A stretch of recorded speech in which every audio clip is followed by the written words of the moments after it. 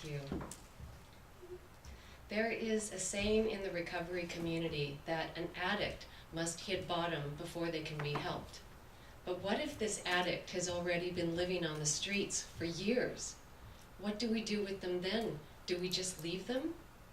Because that's what happened with my brother Kirk. Kirk started smoking pot when he was in junior high school. He smoked it through high school, college, and graduate school. Even though he went to good schools, he didn't come out with very good grades. What he did come out with was an addiction to marijuana, and then cocaine, and then crack. And there weren't many job prospects for him in the field that he studied. So soon he became homeless, and he became a drug addict and dealer. When I say that he was homeless, I mean like those people you see on the streets, you guys. His hair was long and dirty. His gums were black and red. He only had a few teeth left in his mouth. His nails were yellow and long. His clothes were like cardboard, and he smelled so bad. It is so hard to see another human being look like this, but when it's your brother, it's that much worse. We had an intervention for him, and he declined treatment. He went to jail 18 times. He went to drug court. He went to transitional housing. He even got a job shortly thereafter and lived in an apartment, but he threw it all away to go outside and do crack and live underneath the freeway. After all this, I wanted to help him. I wanted to help him get back to a decent life. So I called a friend of mine whose husband owned a company in the Pacific Northwest, and I asked her if she could help him get a job at her husband's company. She said yes. And so I called my brother thinking he'd be really happy. And I said, hey, she said that she would help you get a job. But instead he was insulted. And he said, Heidi, I was the CEO of an underground drug empire.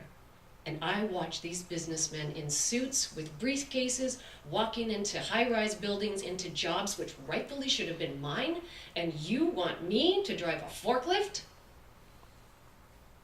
And that's when I said, oh, he's not just a drug addict, he's out of his mind. And so I called my friend and I said, thank you so much for offering to help him, but I can't ask anybody to hire him.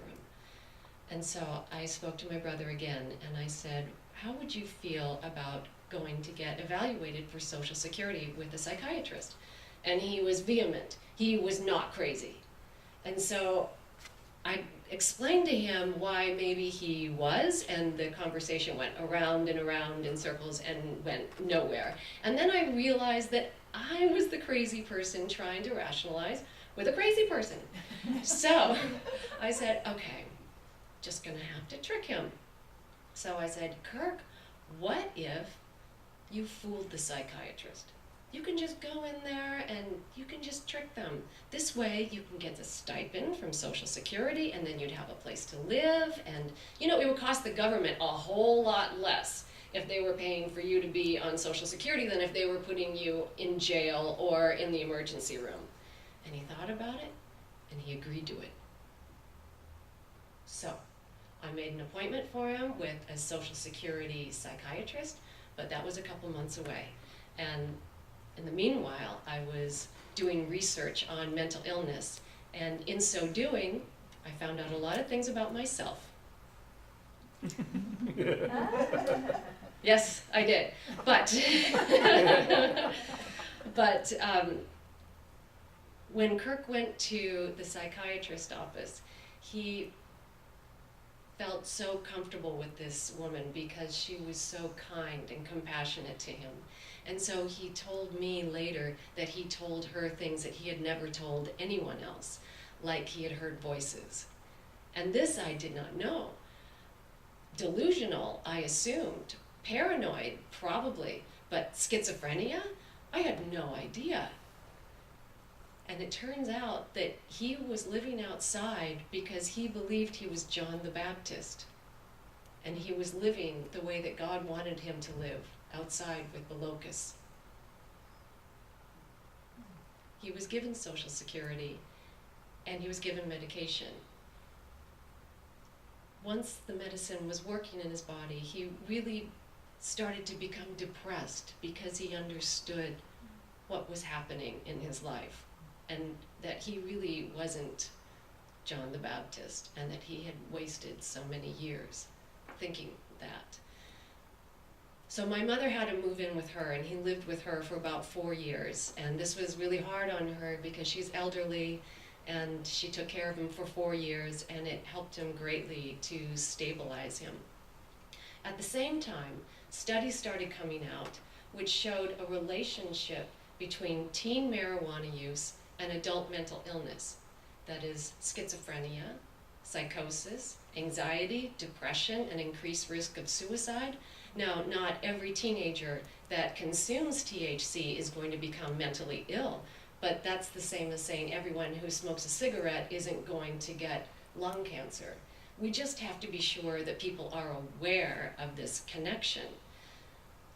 The studies also said that a teenager becomes addicted to any substance faster, stronger, and longer than an adult does. Additionally, teenagers who use substances have a poor outcome in school and in their adult life. People weren't talking about this. It just wasn't common knowledge. And so I said to my brother, how would you feel about writing something together so that we could warn other people about making your same mistakes? And he agreed. And so together we wrote A Night in Jail. So I ask you, how can we expect someone who thinks he's John the Baptist to have the wherewithal to say, oh, I've hit my bottom and I need help? How? And who are we as a society to just leave them there and to not help them, to literally drive past them on the streets and watch them wither away? I think let them hit bottom is not right in all cases, because if my brother went any further down, he would be dead. And he wouldn't be here to give us insight into a misunderstood population. He also wouldn't be here to warn teenagers that what seems like harmless fun can actually ruin their lives.